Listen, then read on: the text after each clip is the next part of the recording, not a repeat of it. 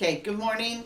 My name's Alice, and I want to tell you a story, and this is a true story, something that happened to us probably around 1975. I had only been married for a few months. I had only been a Christian for a few months.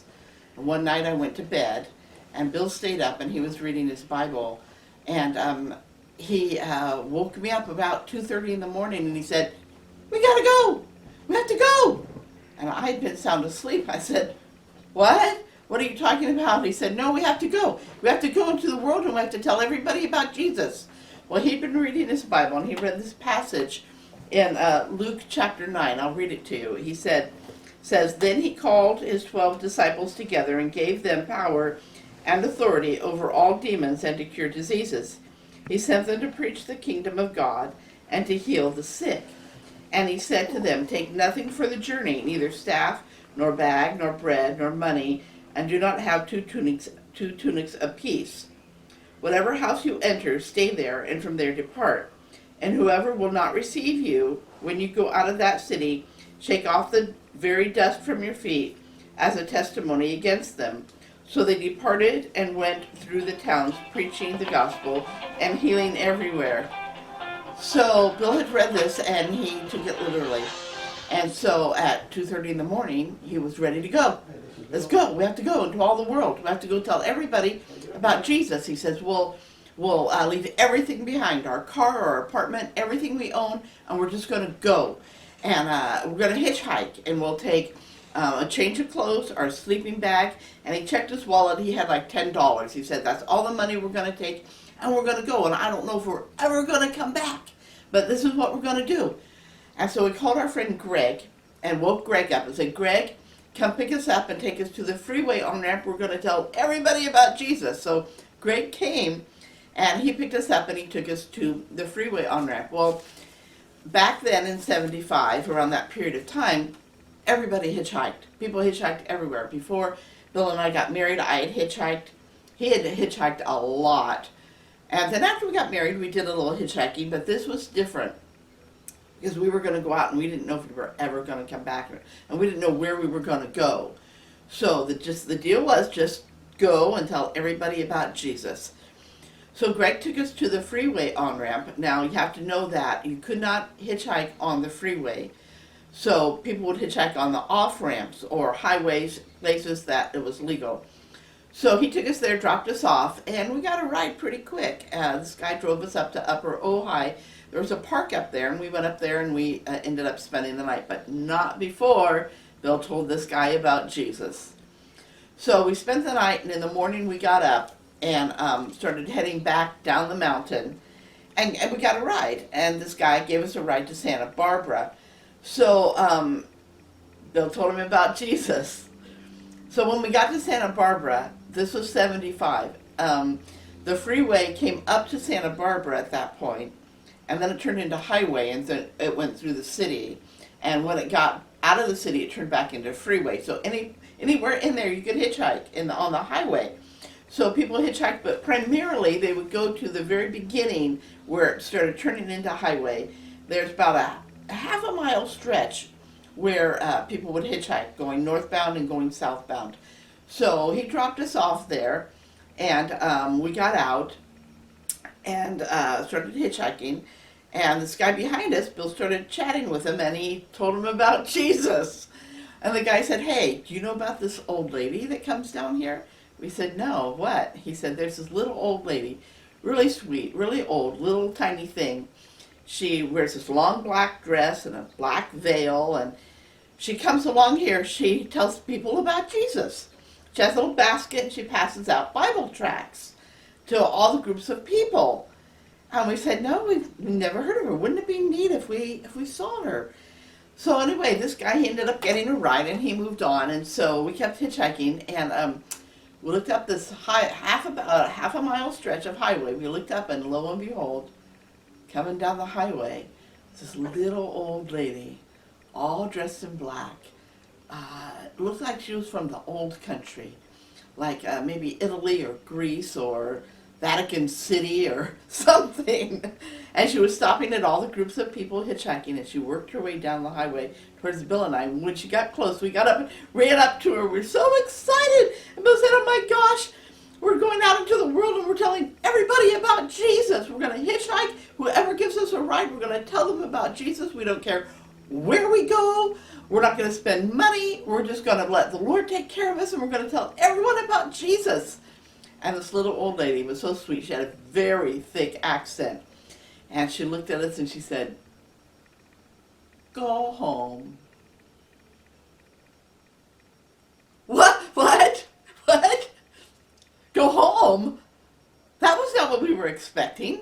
Go home. What did she mean? What was she talking about? Go home?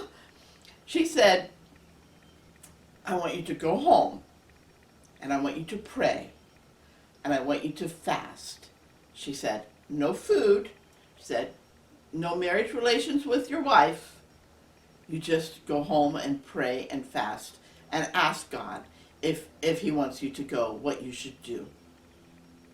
And then she just walked on the rest of the highway, passing out her little Bible tracts to people. And Bill and I stood there just absolutely dumbfounded. She just pulled the rug out from under us. We didn't know what to do. That's not what we were expecting at all. So we went back to our stuff and we sat down and we said, well, now what do we do? And Bill said, okay, we're going to put out a fleece. We're going to ask God. He said, we're going to sit here and we're not going to actively hitchhike. Of course, everybody in that area was hitchhiking. But he said, we're not going to actively hitchhike. We're not going to stick out our thumb. We're just going to sit here. And we're going to give it an hour. And if nobody picks us up or offers us a ride, in the hour, we'll go home. But within that hour of time, if somebody offers us a ride, we're going to keep on going. And we're going to tell people about Jesus. So he asked the guy behind us, hey, do you know what time it is? And the guy said, oh, it's 11 o'clock, right on 11 o'clock. We said, okay, we'll give it an hour. So we sat there. No hitchhiking.